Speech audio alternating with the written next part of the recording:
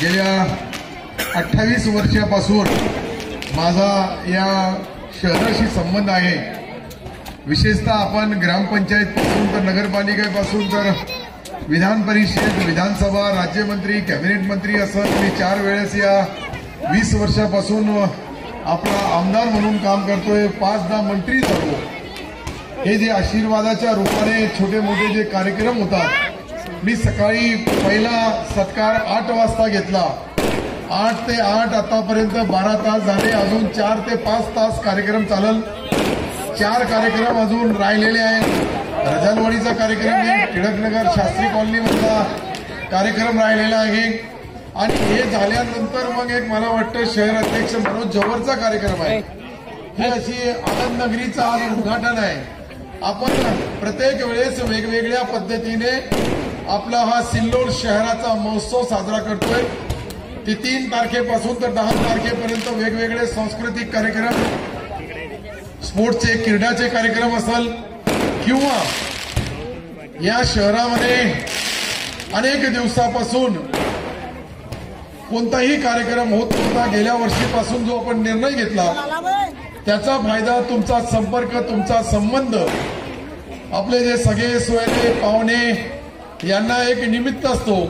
सिल्लोड महोत्सवात मी आताही पाहिलं, ज्या गावात आमच्या मुली दिल्या असेल किंवा तिथल्या मुली आम्ही इथे सून म्हणून आणल्या असेल, त्या सर्वांना एक आगळा वेगळा हा 10 दिवसाचा फेस्टिवल साजरा करतो।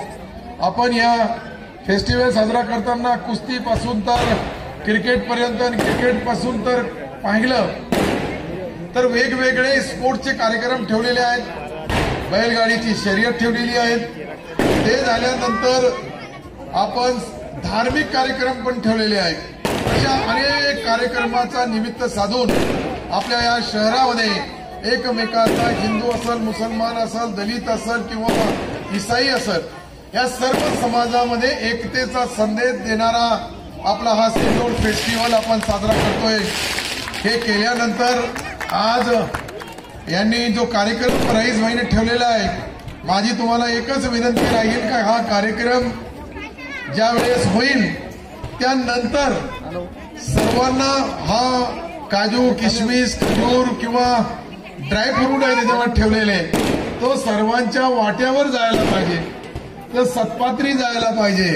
नाहीतर मुलांनी घाण केली, लूटमार केली तर मग हे व्यवस्थित हेतूने रईस भाईंनी आणि त्यांच्या सर्व मित्रमंडळांनी, आमचे या भागाचे नगरसेविका बनसोडे ताई असेल, बबलू जब्बार शेठचा मुलगा असेल किंवा या ठिकाणी रौफ बागवान असेल, असे 5 ते 6 नगरसेवक आपल्या या शहरातून, या भागातून निवडून येतात।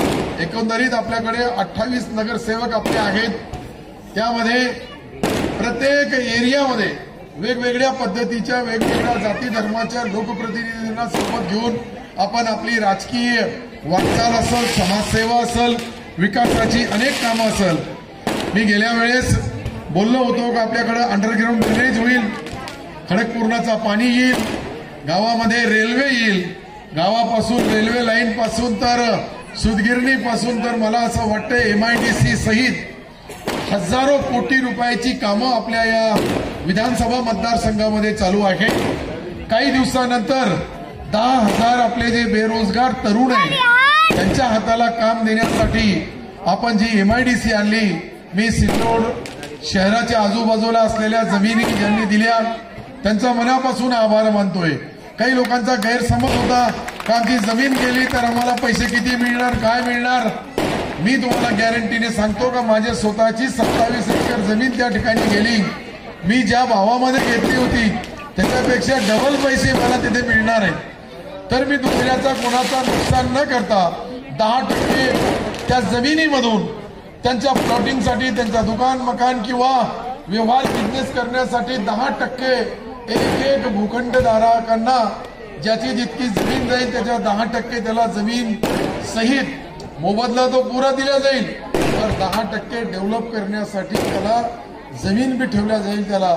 आणि 10% डेव्हलप केली तर मला वाटतंय का वेगळ्या मला काही बोलायची गरज नाही। त्या 10% जमीनमध्येच त्यांचा पुढचा जो भविष्य राहील त्याच्यापेक्षा 10 पटीने त्याच्यामध्ये पैसे येतील, इकडचेही पैसे येतील। ही जमीन कोरडू बखार उरडा मला वाटतं पूर्ण आपण पहाडपट्टीला खेटून घेतलेली आहे।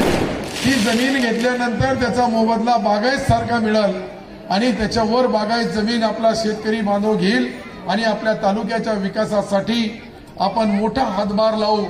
शेवटी कोणत्याही ना कोणत्या पद्धतीने आपण जोपर्यंत बेरोजगारी दूर करणार नाही, शेतकऱ्यांना बॅरेजेस करणार आहे। मी आता 10 बॅरेजेस मधून 9 बॅरेजेस मंजूर झाले, त्याचंही काम काही 100 दिवसाच्या आत बॅरेज एकदा झाले तर 88% बागायत जमीन आपल्या शेतकऱ्यांना त्याचा मोबदला फार मोठा फायदाही मिळेल।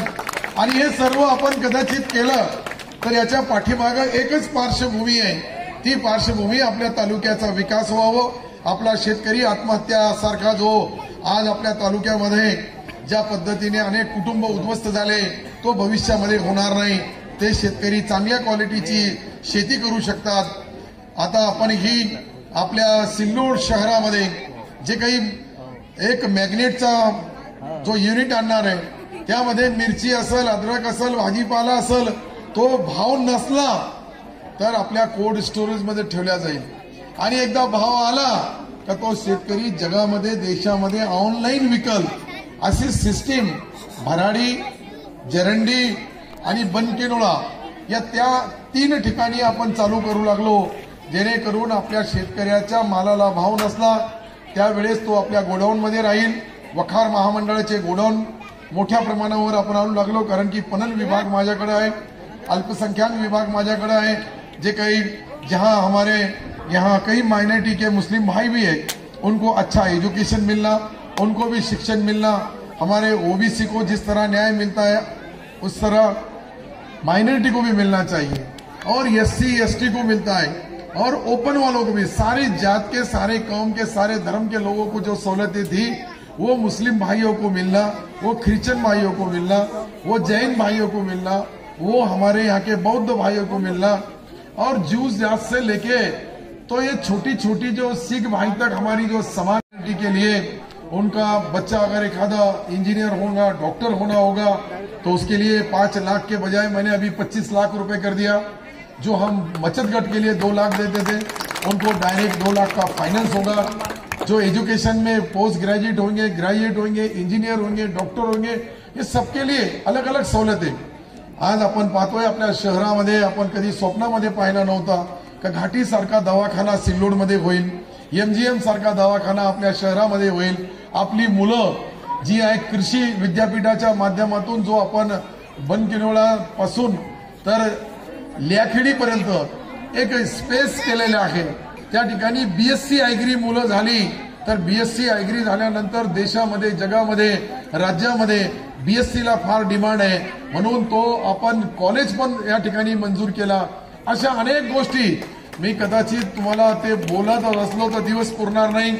सर्व केल्यानंतरही येणाऱ्या 100 दिवसामध्ये आपल्या शहराला कोणत्याही भगिनीला पाणी भरायला नळावर जायची गरज राहणार नाही। 100% त्यांच्याकडे पाणी 24 तास उपलब्ध राहील। अनेक महिला बिचाऱ्या मी पाहिल्या 1-1, 2-2 फूट, 4-4 फूट, 6-6 फुटाच्या गड्ड्यामध्ये आपण पाणी भरताना मी पाहिलं। मी ज्यावेळेस पहिला गावामध्ये ग्रामपंचायत सत्ता माझ्या हातामध्ये आली, मी मसुवा गल्लीमध्ये आलो होतो, होली गल्लीमध्ये आलो होतो, तर कमीत कमी मी पाहिले 8-8 फुटाचे गड्डे होते, त्याच्यातून पाणी भरायचे आणि सोन्यासारखा पाणी पियायचे। आज असं आहे का आपल्या त्याच गावाची सूत्र आपल्या हातामध्ये आल्यानंतर 24 तास आपण पाणी देऊ, हे जो संकल्प माझा होता तोही झाला। अंडरग्राउंड ड्रेनेज झाली, सर्व शहरामध्ये सुसज्ज रोड असतील, अनेक ऑफिसेस, कार्यालय तुम्ही पाहिलं तर आपला शहर जसा आहे तसा डोंगरगाव फाट्याजवळ एक शहर वसू लागला। त्या ठिकाणी सर्व कार्यालय हायटेक बनू लागले, सर्व कामगारपासून, अधिकाऱ्यापासून, कर्मचाऱ्यांना राहण्यासाठी 500 घरं आणि आता मी 5000 लोकांना घरकुल देणार आहे। रजालेवाडीमध्ये 100 एकर जमीन जे मी घेतली त्याच्यामधल्या 20-20 एकर 2 जमिनी जे बिचारे बेघर आहे, जे बिचारे भाड्याने राहतात, ज्यांच्याकडे काही नाहीये अशा सर्व लोकांसाठी आपण 2.5 लाख रुपये त्याला अनुदान देऊ आणि बाकीचे त्याला कर्ज स्वरूपात देऊ.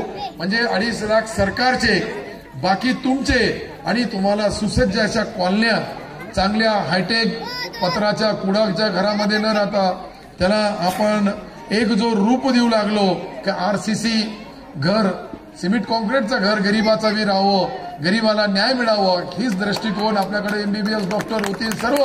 हे सर्व एकंदरीत पाहिलं. माझी स्वतःची 60 एकर जमीन होती. ती 60च्या 60 एकर जमीनमध्ये मी हॉस्पिटलसाठी दान करून टाकली.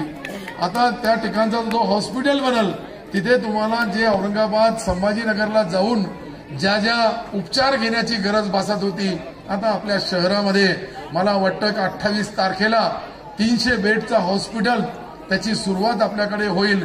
MBBS असेल, MS असेल, सर्जन असेल, मोठे ऑपरेशन असेल, ते सर्व आपल्या हॉस्पिटलमध्ये गोरगरिबांना, सर्वसामान्य माणसाला मिळेल. नगरपालिकेची शाळा आमची लहानपणाची होती, त्या शाळेची अवस्था पाहिली होती तर फार दुर्दैवी होती. आज सर्वात महत्वाची त्या ठिकाणी सिल्लोड नगरपालिका जी काही शाळा बांधू लागली ती हायटेक शाळा राहील. त्या गरीबाच्या मुलाला चांगला शिक्षण फ्रीमध्ये मिळावं, त्यांची मुलंही डॉक्टर व्हावी, इंजिनियर व्हावी, हा दृष्टिकोन ठेवून मी त्या इमारतीला 15 करोड रुपये दिले. आणि आज महाराष्ट्रात कोणतीही नगरपालिकेची शाळा नाही अशी शाळा आपली राहणार. आणि त्यामध्ये अनेक माझ्यासाठी मी जे जे केलं ते कधी बोलत बसलो तर रात्र पुरणार नाही. मी सकाळी 8 वाजेपासून माझा सत्कार, माझा कार्यक्रम सुरू आहे, अजून 12 वाजेपर्यंत चालल. 4 ठिकाणी तुमच्यासारखे सर्व रजालवाडी पासून तर सर्व एरियामध्ये 1000, 500, 200, 300 लोक माझ्या ऑफिसमध्ये मी जे सत्कार स्वीकारण्यासाठी महाराष्ट्रातून आणि आपल्या मतदारसंघातून आलेल्या लोकांची 40,000 लोकांना मी सकाळपासून भेटलो. चहा पिली फक्त एक दुपारी. तेव्हापासून 4 मी फक्त लोक पाहून लोकांचा मान, सन्मान आणि सत्कार जे आपण करतात त्याचा मी मनापासून आपले आभार मानतोय. फिर से मैं सबका तहे दिल से शुक्रिया अदा करता हूँ. सिर्फ मैंने जो बोला सबको मेवा मिलना